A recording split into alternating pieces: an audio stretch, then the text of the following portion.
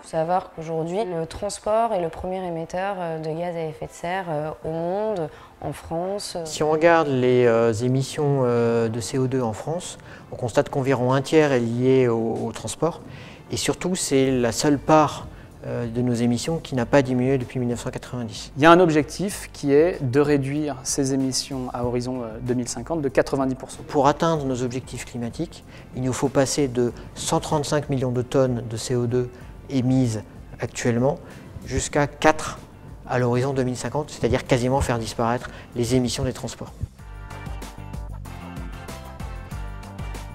Alors on n'a pas la cible à 2050, on n'a pas les technologies aujourd'hui pour supprimer très rapidement toutes ces émissions. En revanche, il est absolument indispensable de démarrer cette réduction d'ores et déjà aujourd'hui, puisqu'on ne l'a pas réussi par le passé. Les solutions, elles sont multiples. On peut à la fois jouer bien sûr sur l'offre, c'est généralement ce qu'on dira le plus. Ça va être à la fois par créer de nouvelles offres plus décarbonées, ça va être par le développement du véhicule électrique, mais ça va être aussi de jouer sur la demande, sur les nouveaux usages. On va parler du covoiturage, du report modal, qui vont être des solutions qui vont permettre à des automobilistes soit dans le cadre du covoiturage de mutualiser certains flux, soit dans le cadre du report modal, l'idée c'est de dire qu'on va créer des pôles de consolidation en ville qui vont permettre à des automobilistes de garer leur voiture et ensuite de rejoindre un autre mode de transport. Sachant qu'aussi sur le véhicule électrique, on parle de véhicules légers, alléger les véhicules plutôt que faire des gros SUV électriques qui consomment plus. Non, absolument pas. Il y a aussi un engagement en fait, sociétal à avoir, plus largement et pas que sur les transports. Changer ces modèles de consommation, changer les imaginaires qu'on peut avoir de la vie rêvée, de prendre l'avion pour partir à l'autre bout du monde. Parce que dès les années 70, même 69, avec le sommet de Rome, on disait déjà qu'il y avait un problème avec ces énergies-là et les gaz à effet de serre. Et cependant, il n'y a rien qu'à changer. Du côté des investissements dans les infrastructures, il y a une excellente nouvelle, c'est qu'en fait, ça coûte pas cher. Pourquoi? Parce que les investissements qui sont réalisés sont des investissements qui sont au final relativement pragmatiques, en particulier pour améliorer la mobilité partagée. Il s'agit de créer des voies dédiées sur autoroute et des infrastructures d'intermodalité, des hubs intermodaux, des parkings par exemple pour basculer d'un véhicule individuel vers un transport en commun.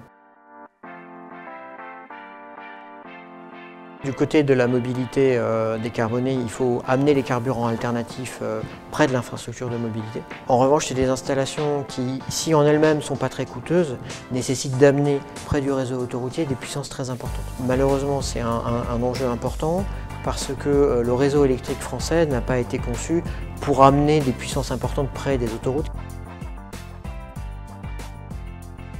New York, on a une situation qui est assez emblématique, je dirais, d'un laisser-aller au niveau des transports collectifs. On a une situation qui s'est un peu envenimée et une fréquentation de ces transports collectifs qui aujourd'hui stagne, voire a parfois tendance à diminuer. Derrière, ce qui a été décidé, c'est de concevoir un nouveau plan d'investissement de 51 milliards de dollars pour réinvestir dans les transports collectifs. Le levier qui a été retenu, enfin les deux leviers qui ont été retenus pour financer une grande partie de ces 51 milliards de dollars, c'est d'une part un péage urbain qui va du coup permettre de réduire l'utilisation de la voiture dans le centre-ville de New York, mais aussi de lever je dirais, des fonds pour financer directement les transports collectifs.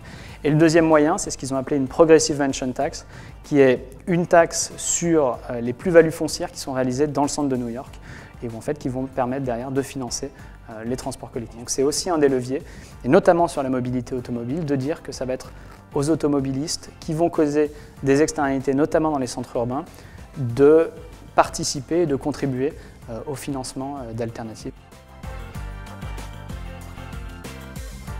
La route va encore gagner des parts de marché parce qu'elle va connaître deux révolutions. La première qui est déjà en cours, c'est la révolution des usages. Aujourd'hui, on a moins envie que par le passé d'être propriétaire de son véhicule et donc on va le partager. Et donc ce coût du véhicule, il va être réparti sur plusieurs personnes. Le véhicule coûtera moins cher, on va covoiturer, on va faire de l'autopartage, on va louer du véhicule en libre service. Il sera vraisemblablement électrique et donc il aura une empreinte environnementale bien meilleure. Et deuxième révolution qui va venir un peu plus tard, c'est la révolution du véhicule autonome. véhicule autonome, vous supprimez le coût du chauffeur. Et dans le cas du véhicule personnel, en fait, on gagnera le temps de conduite. Et donc, ces deux ruptures-là, elles vont abaisser le coût de la mobilité par la route et abaisser son coût relatif, ce qui fait qu'elle devrait naturellement garder des parts de marché. Ce qui veut dire aussi qu'on a d'autant plus intérêt à, dès aujourd'hui, rechercher les moyens de décarboner la route parce que nos objectifs climatiques, sinon, ne seront pas atteints.